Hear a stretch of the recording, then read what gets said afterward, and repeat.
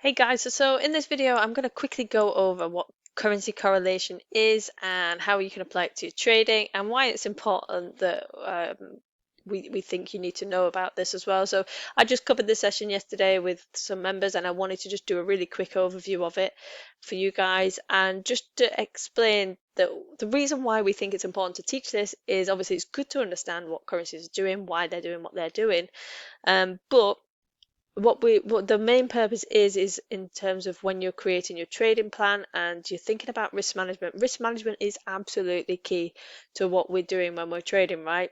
So the whole purpose is if you're thinking about taking a trade on two different pairs, you're looking at two different pairs, what you might not know is that they're probably going to be trending in a similar direction to each other. So what we want to do is to help people understand that if you're taking a sell on AUD CAD, if you're taking a sell on AUD USD, there's a potential that those trades are going to have the same outcome. So it's important to know because if you're wanting to risk 1%, what you've actually done is kind of doubled down unknowingly because you've taken two trades that are going to go in the same direction as each other. So you potentially, rather than risking 1%, you've got 2% risk on the table. So that's why we teach it. That's why we think it's important that people are aware of it. And like I said, I'll just jump into really quickly. What I want to kind of say is that this goes off, if think of it in the easiest way is like think of geographical location. So we're going to be looking at the Australian dollar against the New Zealand dollar. They're going to trend exactly, not exactly, but in a very similar way to each other. We're going to have the US dollar and CAD trending in a similar way to each other. And then we're going to have Europe, such as Euro, GBP, Swiss franc, trending very similar to each other. And then we've got the Japanese yen that we're going to look at, which is a bit of a standalone out in Asia by itself. So but there's still ways that we can understand what's going to impact those currencies. So the reason why we're talking about why, or you might be wondering why is it just because they're next door to each other or whatever, but it's to do with like the economies there, it's to do with their exports and all those kind of things. So Australia is famous for exporting a lot of gold and silver. So if the price of gold and silver is going up, then we can probably look and see that the Australian dollar is probably going to be following suit, because if the price of gold and gold and silver is going up, then that's good for Australia because when they're selling it, they're going to get more for what they're selling, right? And vice versa, that's going to work. If gold and silver's going down, the Australian dollar is going to be impacted as well because they're going to be getting less for their money. So it's important to know that that's kind of why that is. In terms of where Canada is, their main export is crude oil. So again, when we're looking at oil, and this has been a massive talking point since the beginning of COVID, when oil absolutely crashed, that killed the Canadian dollar. But then when that demand started to come back in, oil's absolutely flown, and likewise what we can expect to see is that Canadian dollar will follow suit, because as the price of oil rises, they're going to be exporting more of it and they're going to be getting more for their money, for their products that they're selling, so that's good for them. In terms of when I was talking about Japan, they don't actually export any oil, and they are the largest importer of oil, so they have to go out there and buy the oil in.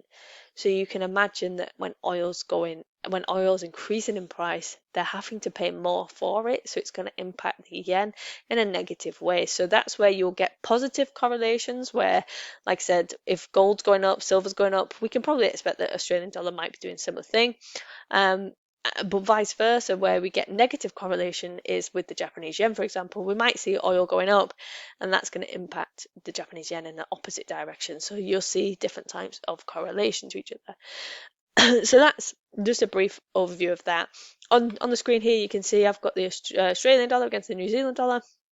We get this bottom here around March 2020, and then we can see this rise up to the very high point, and they pretty much turn at the same point and then drop back off.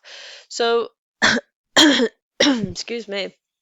So you can see how well they're correlated to each other, and these are probably the best example, to be honest, these two currencies. So again, if you're looking to take a trade on AUD USD and NZD USD, you can probably assume that these are going to be trading in a very, very similar way to each other. So again, it's just thinking about that risk that you're putting on the table. Likewise, I'll just really quickly show you the euro against the pound. And you can see that again, they made these highs up here, And they're not going to be pip for pip, right? They're going to have variances. They're going to have their own things going on in their own economies, or the war, particularly in Europe, is potentially what's causing this huge drop, as well as other stuff like interest rates and all that stuff. But the war in Europe is obviously going to cause a lot of fear in investors. So naturally, they're going to think about removing their money from the euro and the pound, the Swiss franc, and they're going to go to more safer currencies such as the dollar. So, the dollar's been absolutely flying. They've raised interest rates higher than any other countries and all that kind of stuff. So, we got to really think about what's impacting these different currencies and how we can apply that to our trading plan as well. So it's not just about thinking about the risk on the table, it's thinking about opportunities and what's going on with the fundamentals. And that's what we do at Relentless as well, is we do all that kind of fundamental analysis to give you a good idea of which direction we think certain markets are going to be moving in that week and all that kind of stuff. But sorry, I needed a drink to clear my throat. So I'll show you some examples then of actual currencies, because I don't want this video to go on forever. So we put 4 charts up, and we were talking about let's go. So if we get AUD CAD, I'm going to use dailies for these actually, and let's just make this. I'll speed this video up. Okay, so what we've got here is I've got them all on a daily chart now, and we've got the Australian dollar, sorry, AUD versus USD, and then the Canadian dollar, and then we've got New Zealand USD, and then we've got the Canadian dollar over this side. So if I put my cursor on this chart, you'll see the very top of this AUD USD top left, and you can see that the cursor's in exactly the same place on each chart. And what happens after that high is price just follows the same direction, right? It just drops down.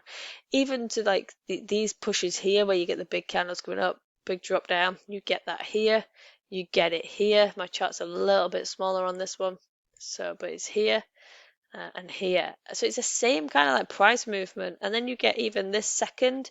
So you get the dip, you get the second pullback a little bit higher than this one. Liquidity grabs by the looks of it.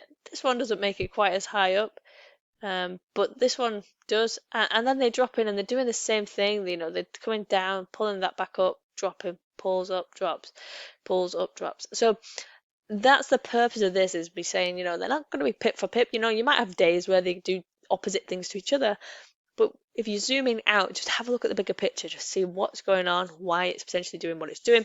So that's just that example. We'll have a look at, let's look at Euro. So if we go Euro USD, we'll do Euro CAD, we'll do GU, and we'll do GBP CAD. And again, I can zoom right out, and like we probably know that these have been falling for quite some time. But again, it's just to show you that geographically we can expect the euro and the pound are trending similar, and USD CAD are trending similar. So naturally we're going to see from the highs over here, where are we? Here on this one. From this point, all 4 currency pairs have just gone south. So that's where we're going to be looking for those sell opportunities, or if we're looking for buy opportunities, we should try to be going in the same direction, excuse me, that we think that these pairs might be heading in. So that's just to give you that really high level overview. Like I said, I did cover this with members yesterday in a lot more detail. We talked about, the oil stuff, gold a little bit more. We showed examples of gold. What I will say with the Australian dollar is at the moment it's probably more correlated to silver. So you might want to look at the silver chart against the Australian dollar as a comparison rather than gold. And there's a few reasons for that. And one of the reasons is that, when countries cut their interest rates, that kind of puts investors off investing in that currency. And what they'll do is they'll move to the likes of gold. So when currencies are when countries are dropping their interest rates, it's going to be negative for their currency, right? And investors are moving to gold, so that's going to be good for the currency. So there's a bit of a conflict there with that, and that's why you'll sometimes see the correlation will go off a little bit. But once things start to settle down and those interest rates start to come back up, then you'll start to see that the correlation comes back together. But I don't think at the moment that the gold versus the Australian dollar is a particularly good correlation, and that's why I would recommend looking at silver if you are wanting to look at what's trending. But it's just looking out for things like, if you can see that oil's potentially dropping, then the Canadian dollar might start to struggle, but it might be beneficial for the Japanese yen. So we might start looking at thinking, okay, is there any buying opportunities on the Canadian dollar versus the Japanese yen, or is there, sorry, any sell opportunities there? Because obviously the Canadian dollar is going to get weaker, Japanese yen is going to get a bit stronger, hopefully. So it's just thinking about that and how we can tie all that information together to produce like a fundamental kind of analysis, and then we apply it to our actual technical analysis when we're thinking about how the market makers move the market and where their orders are, and how they're going to come back and mitigate those orders. And that's why we see constantly markets just don't go straight down. They drop, they come back up. This is on purpose. This is because they're leaving orders here. But how do we know what kind of orders they're leaving? Well, they're leaving big footprints, right, to give us an indication which direction we might be heading in. So the clues are all on the chart for you guys. You just got to know how to interpret them and how we can catch the moves. So I hope you found this video useful anyway. Please subscribe to the channel or like the video, and by all means join our free Discord, and I'll hopefully catch you in there. And if you've ever got any questions, by all means just reach out. You can visit us at relentlesshub.com, and you can find or meet the team any connections to like our social medias and stuff. So by all means drop us a message there or via the website, or drop a comment below this video. Thanks.